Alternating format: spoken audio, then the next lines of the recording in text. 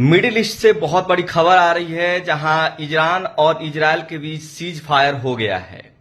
जी हां, दोनों देशों के बीच पिछले 12 दिनों से चल रहे एक अनिश्चितकाल वार को अब पूर्ण विराम दे दिया गया है। इस बात की जानकारी पहले ही अमेरिका के राष्ट्रपति डोनाल्ड ट्रंप ने अपने सोशल मीडिया पे दी थी, लेकिन उसके बाद भी ईरान की जो मिलिट्री है उसने कई मिसाइल्स इजरायल की तरफ दागे।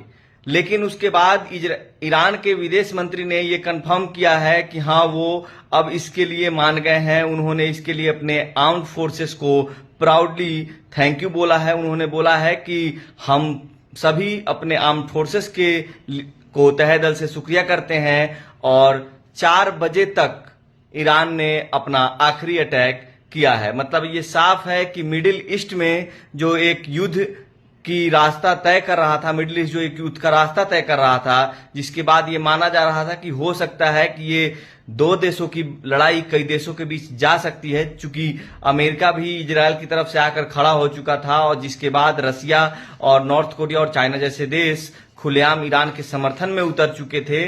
अब देखना यह होगा कि क्या ये सीज फायर लागू रहता है, चूंकि डोनाल्ड ट्रंप ने इस सीज फायर के शुरू होते ही अपने ट्रूथ हैंडल पे एक ट्वीट किया, जिसमें उन्होंने कहा है कि प्लीज इसे मत तोड़ना। मतलब ये साफ है कि अमेरिका भी नहीं चाहता है कि ईरान और इजरायल के बीच आगे युद्ध हो। आप सभी को पता हो कि पिछले दिनों अमेरिका ने ईरान के ऊपर हमला बोल दिया था, जिसके बाद ईरान ने कल यानी कि सोमवार को ईरान का अमेरिकी मिलिट्री बेस जो कतर और कई अन्य देशों में है मिडिल ईस्ट में, उस पर हमले बोले थे, जिसके बाद से कयास लगाए जा रहे थे कि जल्द से जल्द सीज फायर हो सकता है। चूंकि हम सभी को याद है कि कुछ दिनों पहले डोनाल्ड ट्रंप ने कहा था अपने एक्स हैंडल पे कि अनकंडीशनल सरेंडर, उनका कहना था ईरान सरेंडर कर दो। लेकिन ईरान ने उसके बाद जिस तरह से उन्हें जवाब दिया, जिस तरीके से अमेरिकियों को जवाब दिया, वो देखना काबिले तारीफ है।